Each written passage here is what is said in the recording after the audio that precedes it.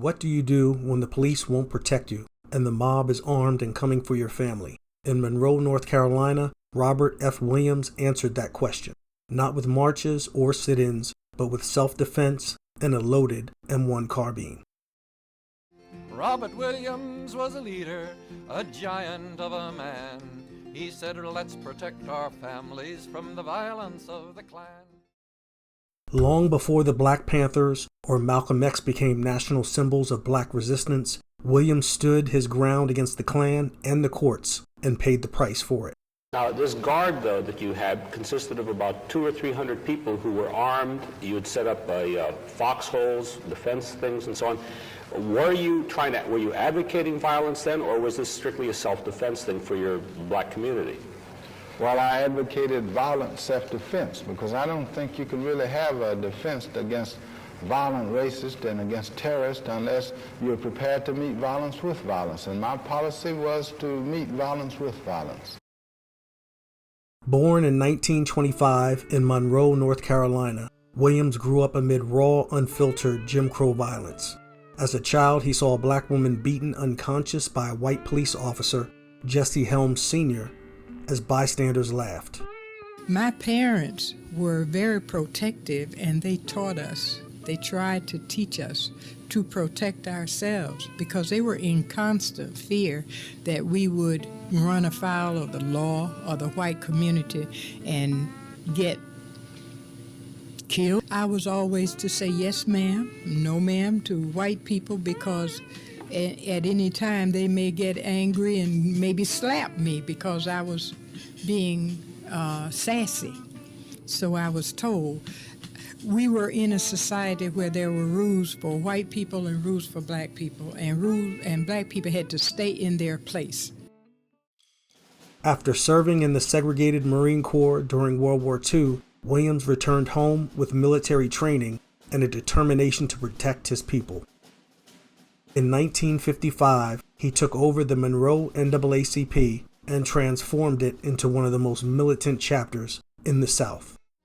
Founded on Halloween night, 1866, the Klan became a name of terror to millions in the South.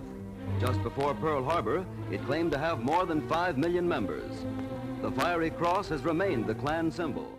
When the Klan threatened black neighborhoods, Williams didn't call the police, he organized.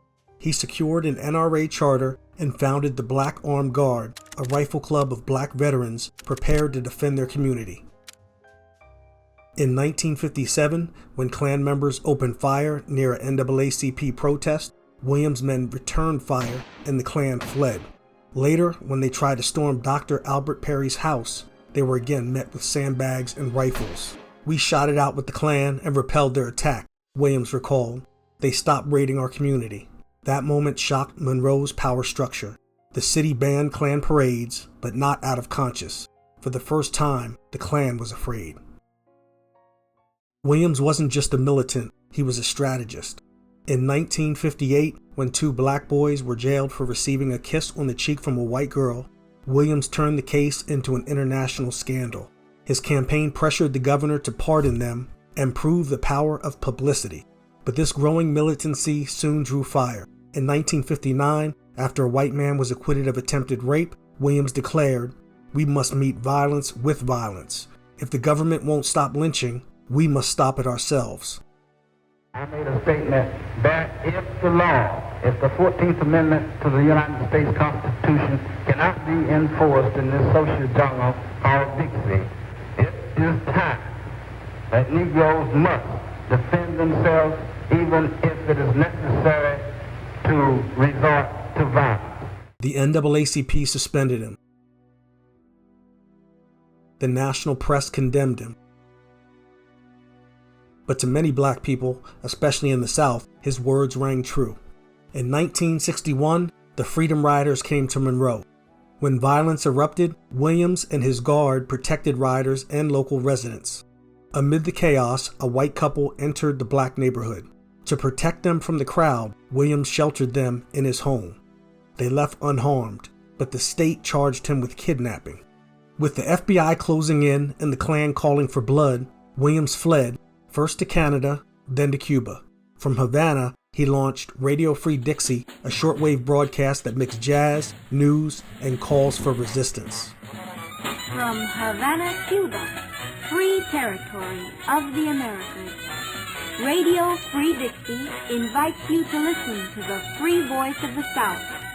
Stay with us for music, news, and commentary by Robert F. Williams. Death and violence run wild in Mississippi, Alabama, Louisiana, Georgia, and throughout racist America, while a puppet show is staged in Washington. Yes, one Negro goes to the White House as a member of the President's cabinet, while another is gunned down like a wild dog for using a white folks' toilet at a public service station. In Cuba, Williams wrote his groundbreaking book, Negroes with Guns. Part memoir, part manifesto, it argued that self-defense was not violence, it was survival. I believe in nonviolent tactics where feasible, he wrote, but where there is a breakdown of law, the citizen has a right to protect his family and home. His words would shape a generation. Huey Newton of the Black Panther Party called Negroes with Guns the most important book he ever read. Williams didn't just inspire the Panthers, he led the philosophical groundwork for Black Power before it had a name. In 1965, Williams moved to China and was welcomed by Mao Zedong. From Beijing, he connected the Black freedom struggle to global anti-colonial movements. He returned to the U.S. in 1969. Black militant Robert Williams voluntarily returned from self-exile today and immediately was arrested as a fugitive. The kidnapping charges were dropped in 1975. In his later years, Williams reflected on the cost of his defiance. He never became a household name, but to those who studied him, he was the spark before the flame. When he died in 1996, Rosa Parks spoke at his funeral saying, "He was a warrior. The work he did should never be forgotten."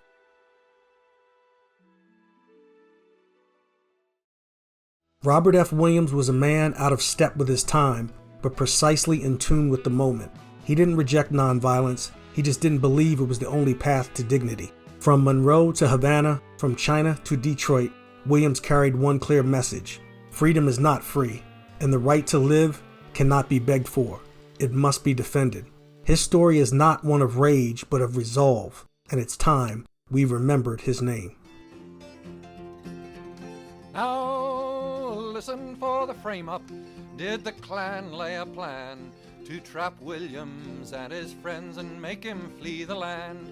A couple by name of Stiegel were driving in a car. They drove right into Newtown. That was a bit too far.